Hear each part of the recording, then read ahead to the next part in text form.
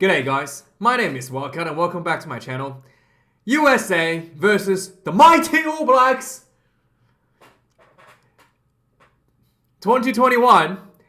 This was a game hosted in Washington DC, an opportunity for the All Blacks to show their potential purchases from the USA, that they're worth every millions of dollars that they were going to pay for the ownership of the All Blacks.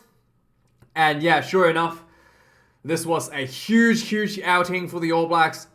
This was a game played for the inaugural 1874 Cup. And I did a bit of research. The reason it's called the 1874 Cup is because 1874 is the year that World Rugby was first played in the USA. And yeah, looks like 37 years later, USA is still, quite far behind. 90 points behind the All Blacks. All Blacks scored 16 tries, but some positives from the USA. They scored 2 tries against the All Blacks, and these 2 tries are the first 2 tries the USA has ever in the history against the All Blacks. So there we go. They cracked the door open, scoring 2 tries against the All Blacks, and I think you won't be mad at, you won't be just, maybe next year the USA will beat the All Blacks. Okay, it's happening. The floodgate is starting to open, and the USA is going to make a big statement next year to beat the All Blacks. So first time for everything, it's happening. So apparently this was also played in front of 50,000 fans. I'm not sure if they count numbers differently in the USA. Maybe they use maybe they use a different, I know they have a different measuring system for, they use what do they call it? Not the metric, they use like pound and yard and all that sort of jazz. Maybe they use a different counting system for people as well, because it did not look like 50,000 people was at the stadium, okay? Maybe like 10,000. So, quite massively exaggerated in crowd numbers. And this was also sponsored by F45. In case you don't know what F45 is, it's a high-intensity interval training company. It's a group fitness company that does basically short, and you basically do short sprints and burst weightlifting for 45 minutes.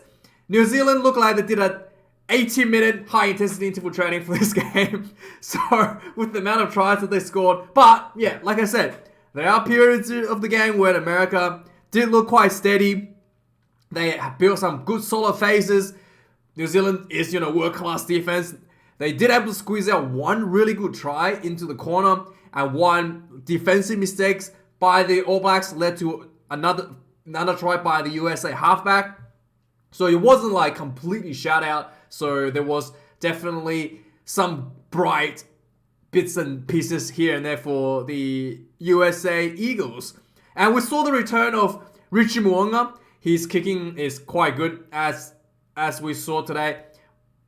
I think he missed 1, maybe 2. I think he missed about 2 this game out of about 10 kicks he's attempted. Maybe more than 10 actually.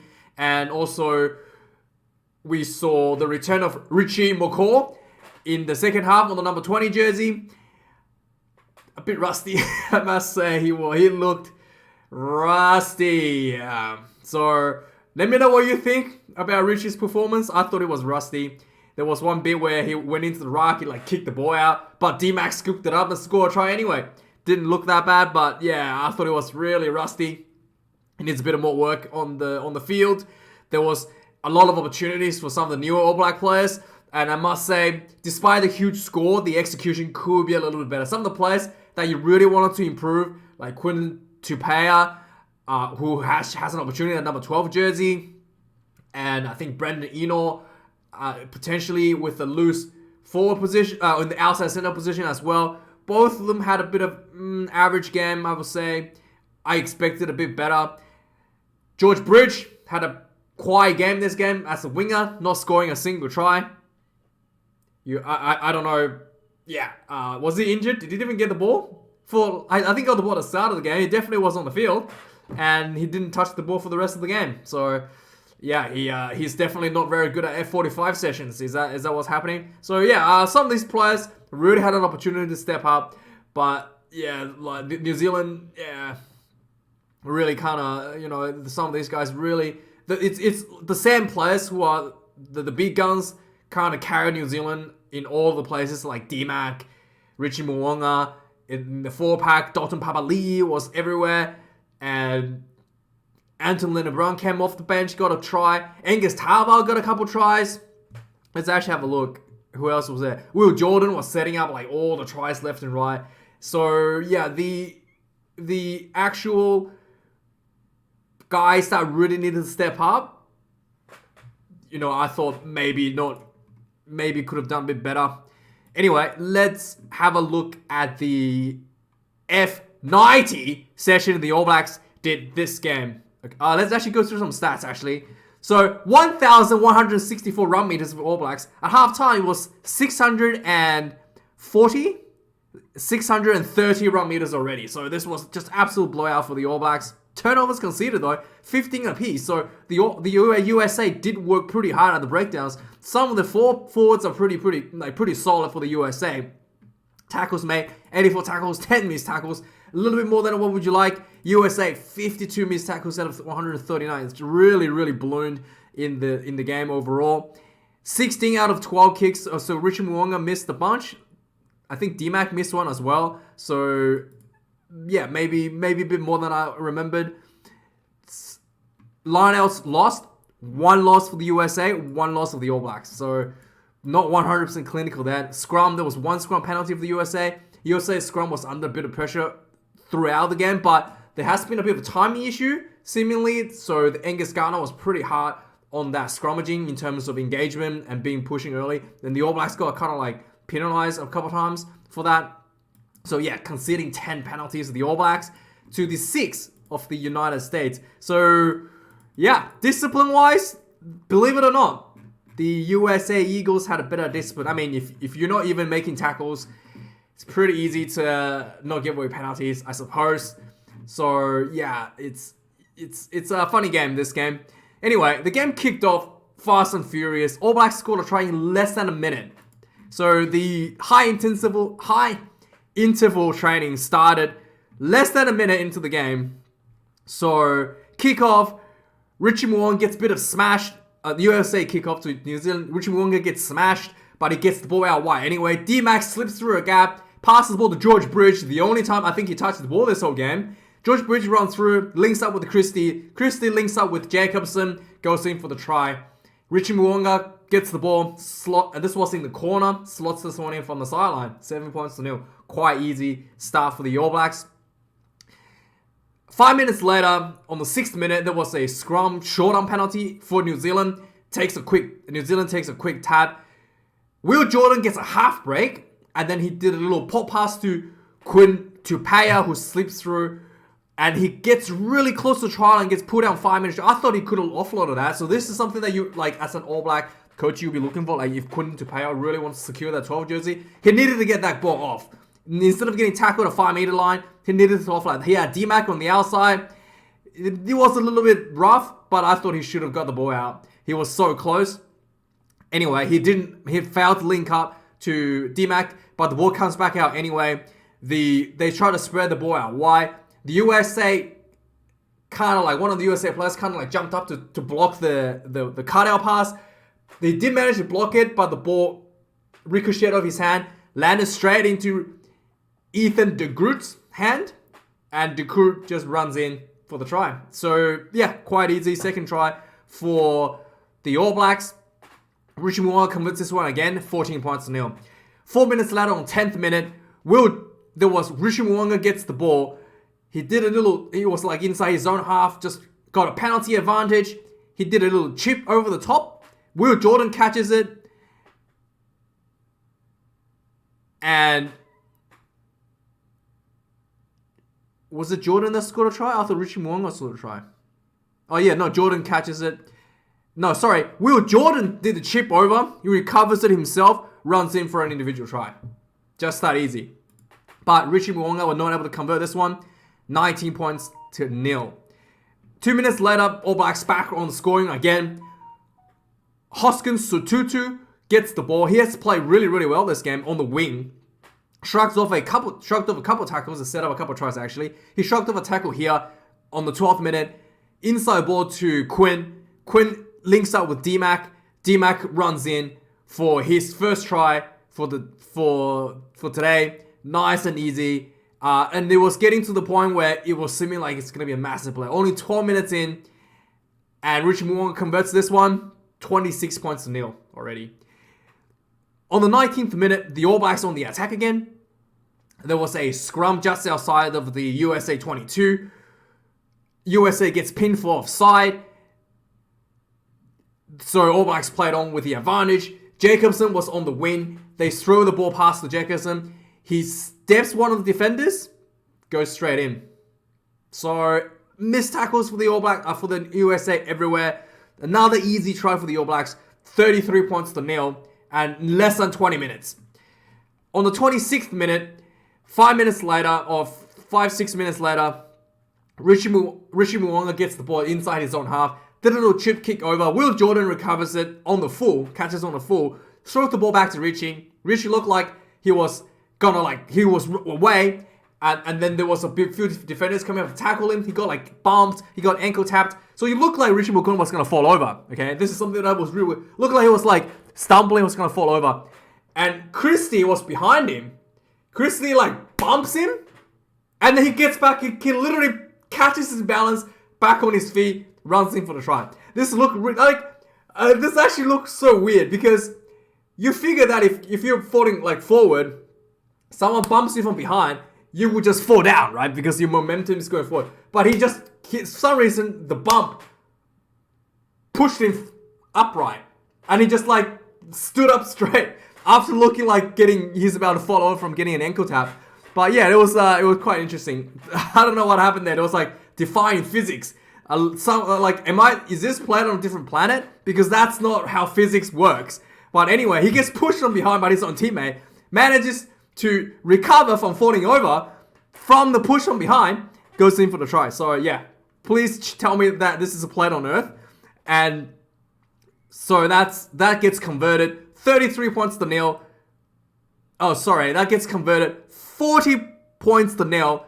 26 minutes in. And then 4 minutes later, another penalty for a scrum. Another penalty for the All Blacks. Then they opted for a scrum just outside of the USA try line, not 5 minutes out scrum or so.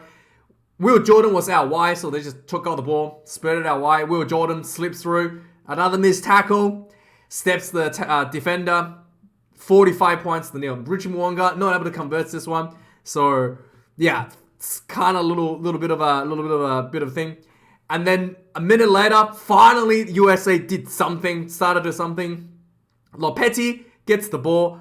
He runs through the 10 channel. Maybe it was Richie Mwonga, maybe it was Quinn Tupaea, because I know Richie, when on defense, he tends to be on the wing. They put him on the wing because he's, outsized a little bit. So it could be Quinn Tupaea at 10 channel. Normally, I believe they do that. So he slips through a massive gap at 10 channel, runs from his own half to the halfway point, and this was the most exciting thing so far for the USA. But about a minute later, on the 33rd minute, there was a 50-meter line out for the All Blacks. They get the ball. They go wide. Will Jordan slips through again. He passes the ball to Christie. Christie links up with Tarval. Goes in for a try for the big prop forward. On the big prop forward. 52 points to 0. 3 minutes later, on the 36th minute, another try for Tupaea. Is this his second try? No, this is his first try. Did he have 2 tries or 1? So Tupaea gets a try. So Richie, again, tries to... The All Blacks on the attack, tries to throw a pass. He gets knocked down by the USA. Tupaea gets the ball from the ground and just slips through a massive gap. The guy that was charged, knocked down the ball, didn't make the tackle, essentially. So he slips through. Another 7-point try, 59 points to 0. 36th minute. So the game is approaching halftime. So finally, so the USA is looking like it's gonna go to halftime with almost like it's looking like it's gonna be a nil halftime score, but there was a bit of a mix-up at the breakdown. I think there might be a turnover at the breakdown or something. I'm not too sure what happened. I remember Angus Gardner gets bumped from behind and he can hear audibly on the microphone that he's doing, like he went, ooh, and he got like one of the USA players like basically shoulder barged him from behind and he like fell over. I just remember seeing that. And next thing I saw was the USA halfback running through running down the field in the center of the field for a try. So basically, there was a bit of mix-up on the breakdown, looks like, and nobody was marking the breakdown from the All Black side. So the USA halfback, Augsburger, gets the ball and just looks up, no one was there, runs straight through. About 45 meter run, 50 meters maybe, scores the first try ever for the USA against the All Blacks. So yeah, that's a trivia question. Who scored the first try ever against the All Blacks? His name is Augsburger. Okay, right here, Augsburger. He's the number 9. So USA, this was under the post. USA gets 7 points on the ball at halftime, 59 points to 7. Yeah. Second half starts. The F45 session continues for the All Blacks right away. Less than a minute again. There was a loose pass to D-Mac who slips through a gap and he links up with Papali'i and Angus Tarbell goes in for a try right from the start of the game. Yeah, 66 points to 7. The pressure continues. 5 minutes later, America. So after this try, this thing kind of steadied down a little bit. America putting on a little bit of pressure, starting to look quite like they could be going somewhere, potentially getting another try, and then finally got a penalty. Sorry. Oh yeah, so I think they finally got a penalty. They try to go for like a 5-meter line out, and they throw the ball in not straight. So it was bit. I think there might be a New Zealand throw. Anyway, America was able to build a bit of pressure during this period for the next 5 minutes or so, but not able to convert. On the 48th minute, the New Zealand is back at it again. Richie Mo'unga did an inside step, slips through another massive missed tackle. He links up with D-Mac. D-Mac links up with Papali'i, goes in for Papali'i's first try of the evening. It felt like he was everywhere this game, Papali'i. Done really well. 73 points to 7. 5 minutes later, on the 53rd minute, finally a good try for the USA. So Matthias goes in for the USA. So USA actually built a lot of nice faces building up to this try. Just nice and steady inside the New Zealand half. Just nothing fancy. Just 1-2 faces, 1-2 passes, ball, run, recycle, 1-2 passes, run, crash balls. Just very simple stuff and getting closer and closer to New Zealand try line. And sure enough, just the All Blacks are human. Under lots of pressure, they gave away. All Blacks were caught offside penalty. Oh, sorry. The first penalty was a breakdown penalty, about 10 meters out from the USA. 10 meters out from their own try line. So USA, Asperger gets another quick tap. So immediately advantage for offside. So they run in the short side, pass the ball to the winger. Matthias, he gets his pants pulled down. Well, he was wearing underwear, so he didn't actually show a full moon. But he gets his shorts pulled down, showing like red undies underneath. He was on the sideline. He reaches over. He looked like his foot was in touch, but his feet was like up in the air. So the referee had another look. Says, yep, there was no conclusive evidence that his foot touched the ground. First try for the USA. Second try in the second half. Second try ever for the United States against the All Blacks. This was on the sideline, and there was a massive USA chant ringing out the stadium. That was quite good. And then the USA number 10, what's his name?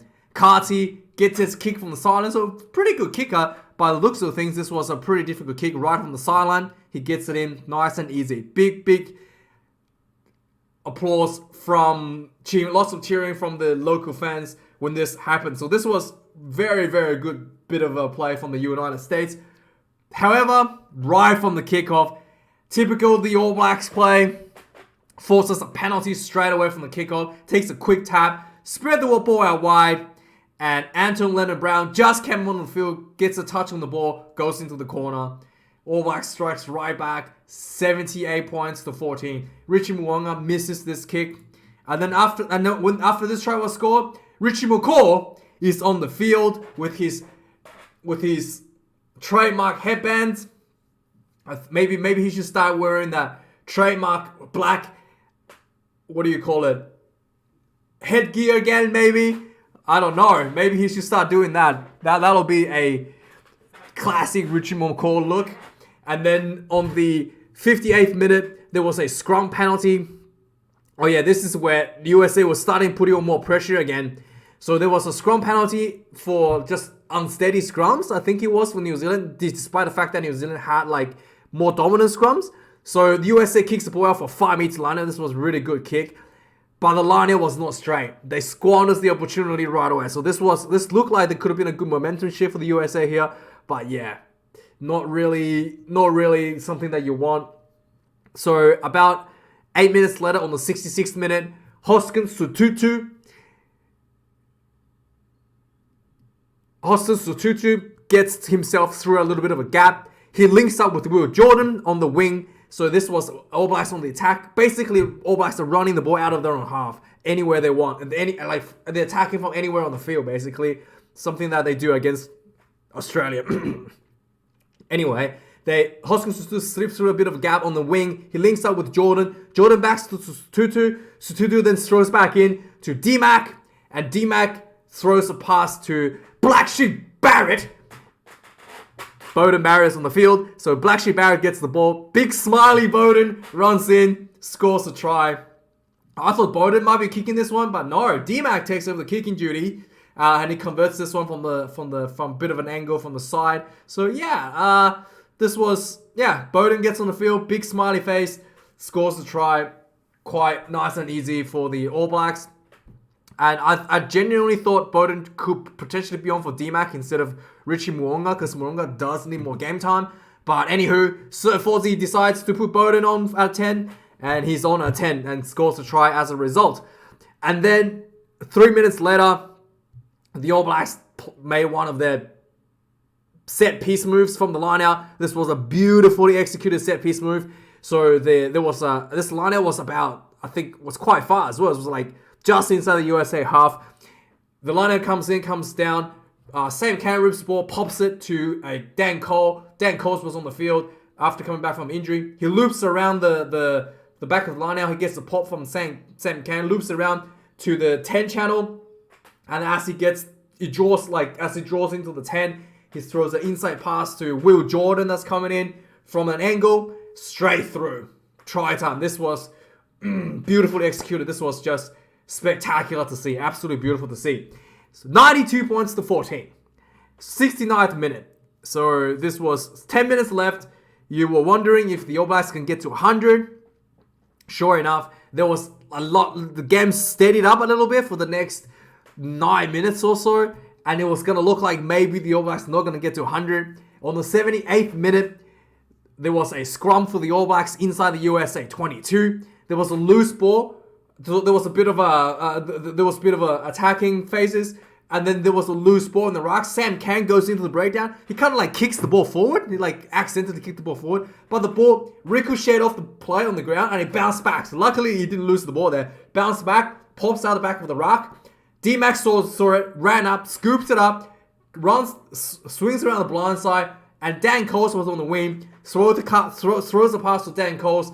Coles cuts back in, goes in for a try. He's too big, too fast. One of the best forwards in terms of finishing tries. Goes in for the try like a winger. Dan Coles back on the field, back at it. This was not converted by D-Mac, so 97 points to 14. And you're thinking, okay, Is the All Blacks. This is it. This is not probably not gonna get to 100 now. So the Americans gets the ball back for the kickoff. The siren goes off on the dot of the kickoff. So the All Blacks has one opportunity to score, and in typical All Black fashion, gets the ball from the kickoff. The D-Mac kind of makes a little bit of, so there was a bit of back and forward for the All Blacks trying to run out of their own half. D-Max makes a little run on the sideline. He kind of looks like he was free, but the USA number 10, Carty, comes in, smashes him flat on his back. So D-Mac looked like he died from that hit, but the ball came back loose for the All Blacks. I think there was a penalty advantage but this was a penalty advantage for no arms. He basically shoulder charged D-Mac essentially. And there was no arms. So the ball comes back.